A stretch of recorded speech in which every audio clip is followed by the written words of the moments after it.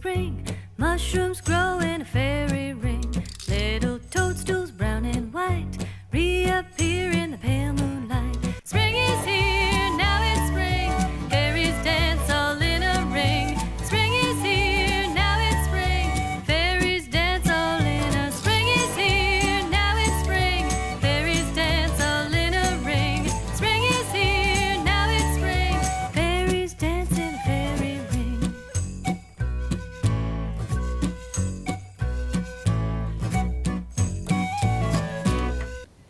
Hello, boys and girls. I'm the Story Fairy, and this is my friend Dusty the Dragon. Hi, everybody! Merry Christmas! Ho, ho, ho, ho, ho! Dusty, would you like to hear a story? Boy, oh boy, would I? Great. It's story time. Yay! Truffle's Christmas by Anna Curry.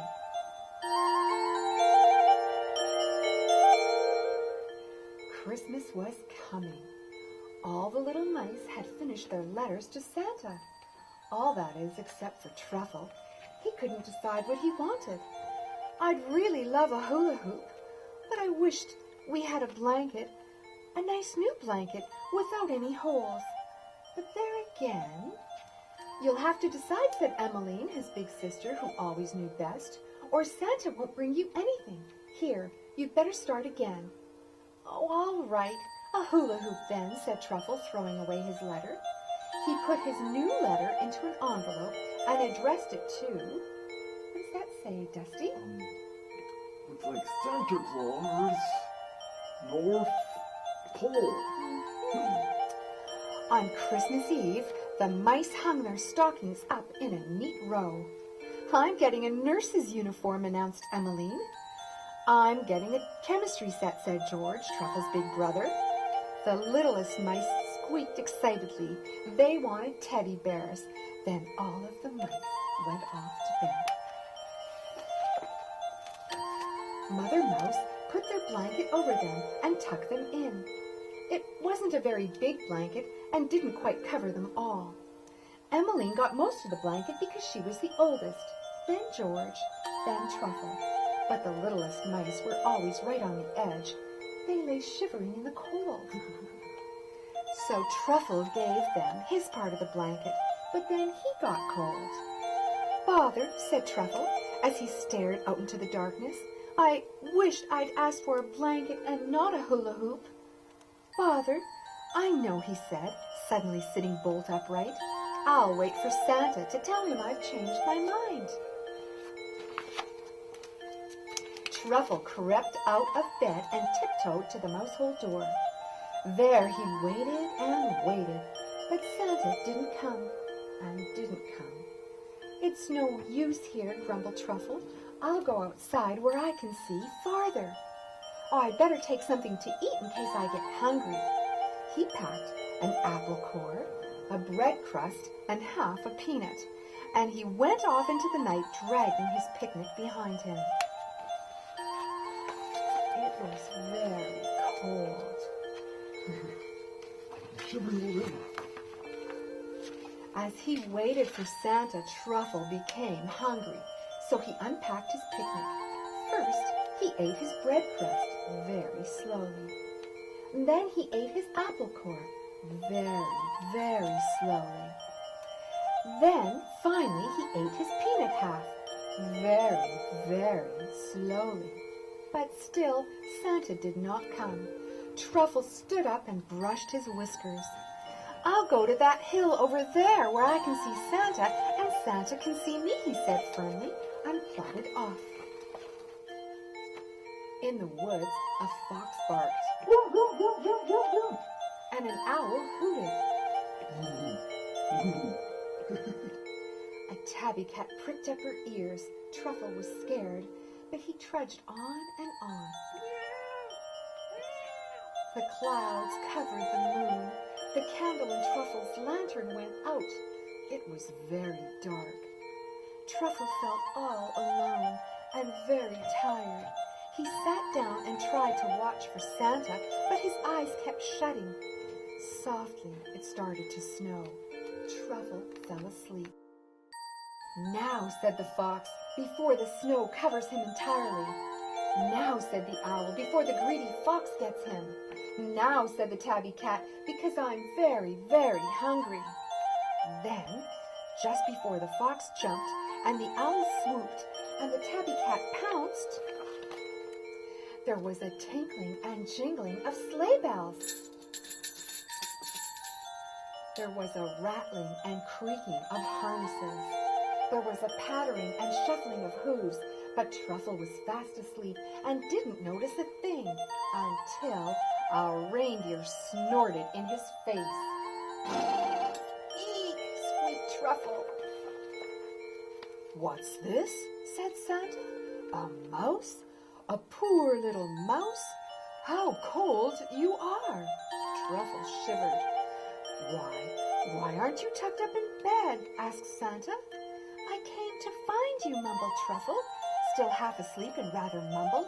I wanted a hula hoop, but we really need a blanket. Said Santa.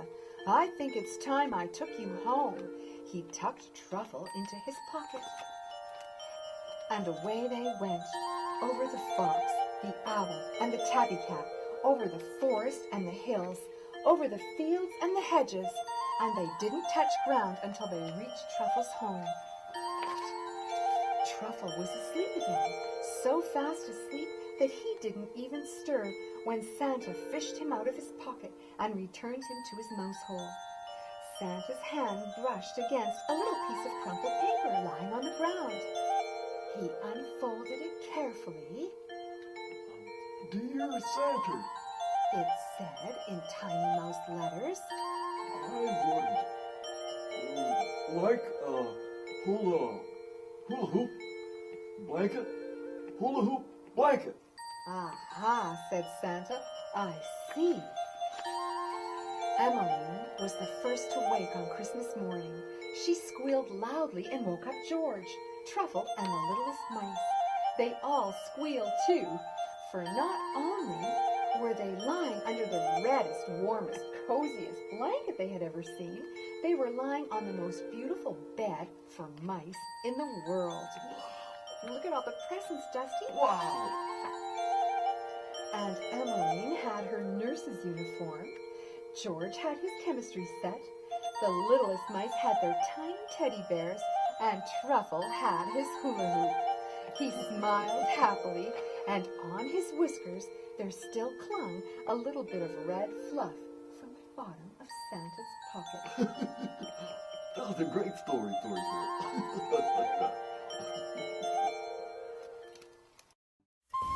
Well, Dusty, wasn't that a great story about Truffle the little mouse? Yes, it sure was a cute story, Fairy.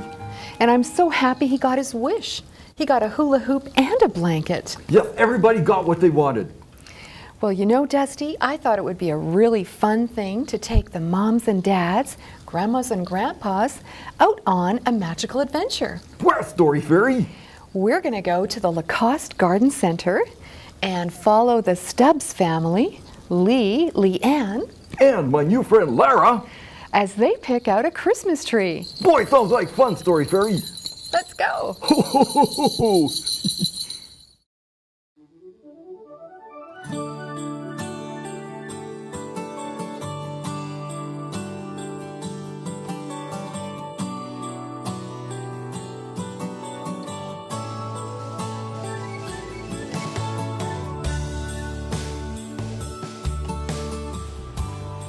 Hi, welcome to Lacoste Garden Centre. We're going to show you a few different trees here today and just talk about what to look for when you're buying a live Christmas tree. So one of the first things to look for, of course, is just the shape. Simple as that, whatever appeals to you. You may have taste in a very large tree, a big round tree, or maybe perhaps some of the more thinner ones. And that can vary by type of tree or the different varieties that you may find. Another very important aspect of a tree is the needles. Now there's two main different types of trees to buy at Christmas. There's pines and there's fir trees. Fir trees will have the shorter needle. They typically have a longer lasting needle retention, and they also have stronger smell or fragrance. The pine trees will have a larger needle, longer, and sometimes people know them as the ones that poke. They're prickly. Those are the Scots pine, and the white pine have a soft, long needle, and they are more traditional, perhaps, for a lot of, especially Manitoba families with the Scots pine.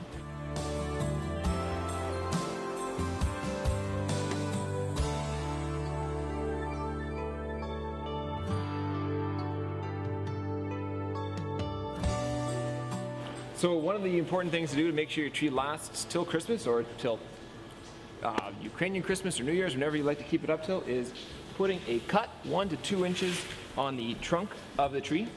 What that'll do is it'll open up the pores, and if you make sure you put your tree in water within the hour or a few hours after doing that, that'll allow it to take up the water and to last till Christmas, keep it nice and fresh.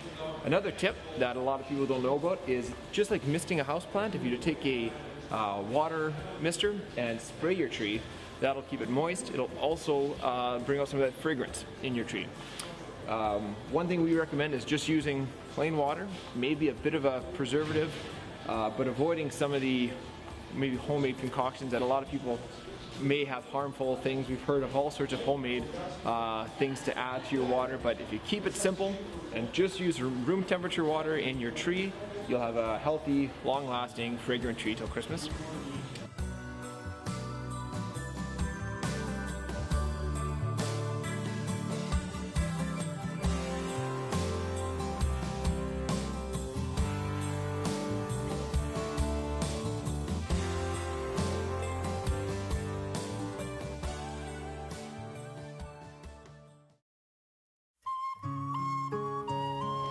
Well, Dusty, wasn't that a fun time watching Leanne, And my new friend Lara, pick out a Christmas tree at the Lacoste Garden Centre? oh, it would look like a blast.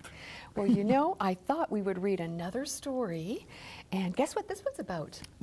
I bet I could guess story, Fairy. What? It's about a Christmas tree. It is about a Christmas tree, Dusty, and it's called A Wish to Be a Christmas Tree Boy. by Colleen Monroe and illustrated by Michael Glenn Monroe. So let's find out what happens in this story called A Wish to Be a Christmas Tree. Every year, as traditions go, they get in their cars at the first sign of snow and head to the farm at the edge of town to cut the family Christmas tree down. Yeah. As Christmas neared, the trees rejoiced, for families would come and make their choice. Which trees would go and which would stay? Oh, please pick me, the trees would say. Look at all the Christmas trees, Dusty. There's lots of trees there. Boy, how do you pick a tree from a place like that? Oh, it's just as many as there were at Lacoste Garden Centre. Yeah. Take me home, said the fat Scotch pine. Dress me with bulbs and lights, said the fir so fine. They all were excited except for one. He knew that his days of being picked were done. I've seen my sisters and brothers and daughters and sons, grandkids and great-grandkids picked one by one. I'll never be taken home. I'm too big and too tall. His sobbing and crying made his pine needles fall. A little squirrel was wandering by and stopped to hear the big tree cry. Take heart, my friend, and don't you fear. Too many of us, you are so dear. Your branches keep us safe and warm. You are our shelter from the storm. A cardinal flying by chirped in, you are my safety from the wind. Well, look at Dusty. The birds and the little squirrel look very, very happy to be beside the Christmas tree, don't they? Yeah, he makes a great home for the birds. Said a white-tailed deer who was walking through. Cheer up, big friend, because I need you. Your needles give me a nice soft bed, a place to lie down and rest my head. These things you say to me are kind, but nothing can really change my mind. All my life I've wanted to be someone's special Christmas tree. With that, he drew his branches in and closed his eyes to dream again and wished that someday he would be more than just a great big tree. Fast asleep in dreams far away, he did not hear the little squirrel say, "You will be our Christmas tree.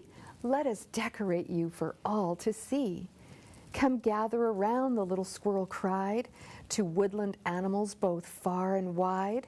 "We need to act without delay to end our great big friend's dismay. He is our friend, this wonderful tree, and do you know where we would be without the special things he gives? I don't know how we would all live."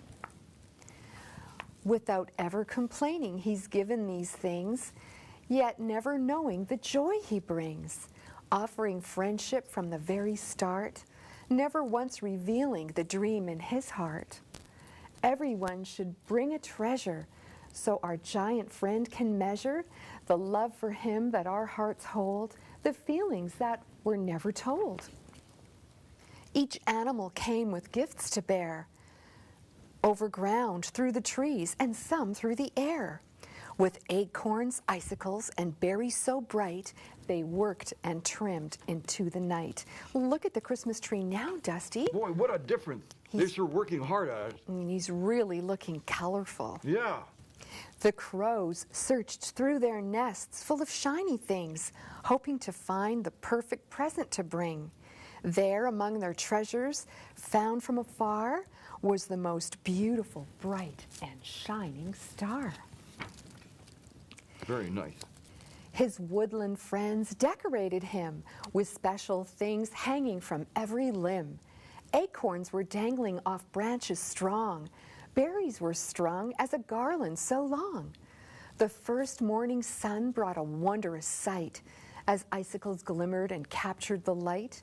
Colorful birds perched all over the pine, as beautiful as bulbs and just as fine. Blue jays as blue as a crisp winter day. Cardinals bright red, perched near doves soft and gray. The birds were singing soft and clear their most beautiful songs for the pine tree to hear. The big tree stirred and opened his eyes, and what he saw was such a surprise. You've made me beautiful for all to see, and now I am a real Christmas tree. You are more than just a Christmas tree, they said to him. Why, can't you see? You are special to us every day of the year. We would be sad if you weren't always near. We're glad you stayed with us all these years, but we're sorry that it caused you tears. We should have told you the many ways you are special to us and brighten our days. Through the winter and spring, summer and fall, you're always here to help us all. With that, they gathered around the tree, and suddenly the tree could see it wasn't as important to be a Christmas tree, but to always be the best friend you could be. And every year to celebrate, they come together on that date to decorate from end to end the special tree that is their friend. What do you think now, Dusty? Look at them all decorated. That was a great story, Fairy. And it just goes to show you always have to tell your friends how special they are. That's right. Yeah. Well, you know, Dusty, I know a beautiful way that the boys and girls can tell their woodland friends how special they are. How's that? Let's go do a craft at the craft table, and we can later have some little friends of ours decorate a tree in their own backyard. Boy, oh boy!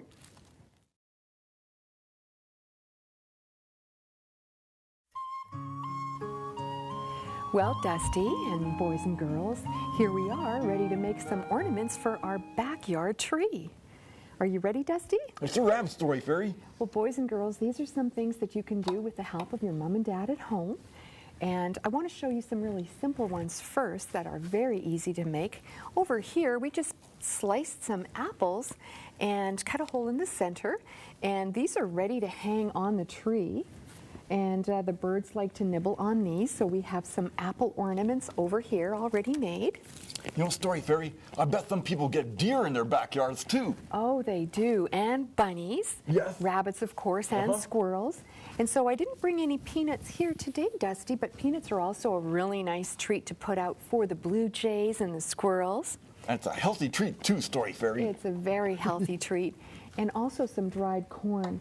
But some other ideas I have here for you this afternoon as well is taking either half of an orange peel, or what I have here is half of a grapefruit peel, and getting your moms or dads to poke a hole on each side. And then what we do is we just take some nice red cranberries, kind of like in our story when all the birds decorated the Christmas tree. And we just fill it up with some nice red cranberries right here. And to that we can also add some raisins. So a lot of the birds like to just come and use this as a special little bird feeder. So just put some of the raisins down in here. What a neat idea. I've never seen anything like that before, Story Fairy. Well, there you go. It's their very own special little ornament. So here we have the cranberries and raisins all ready to hang up on a tree with our apple slices. Now, the other thing that I wanted to do with the boys and girls this afternoon, and show the moms and dads too how easy this is to make. It's a little messy, but you know what? Sometimes having a little messy craft is a fun thing to do too. And Dusty, here's another idea for the boys and girls to make at home with their moms and dads, is just by simply taking a pine cone, and you can see I've tied a nice red ribbon right around the pine cone. That's really neat, Story Fairy. Well, it's going to look even neater, Dusty, because what we're going to do is we're going to make a nice treat for the birds. And what we're going to do is start off by taking some nice crunchy peanut butter. And of course, boys and girls, you want to make sure that it's safe for you to handle peanut butter. Yum. And we're just going to put in about a cup of peanut butter. Now, Dusty, I know that you love peanut butter. Oh, I sure do, Story Fairy. I I'll stick my know. nose right in there. Well, if you're really well behaved, maybe later what I'll let you do is lick the spoon. Yay! So it's really important, though. Well, I will see if you're really well behaved. We'll let you do that. It's really important to remember when you're mixing up peanut butter for the birds that you add in some cornmeal. And so what I'm doing is just adding in about half a cup of cornmeal to the peanut butter. Story Fairy, I have a question. Yes, Dusty? Where are you adding the cornmeal? Well, it's just easier for the birds to digest that way. Oh, okay. And, you know, I have a very good friend, and her name is Sherry over at the Preferred Perch, and she sells all sorts of wonderful bird treats.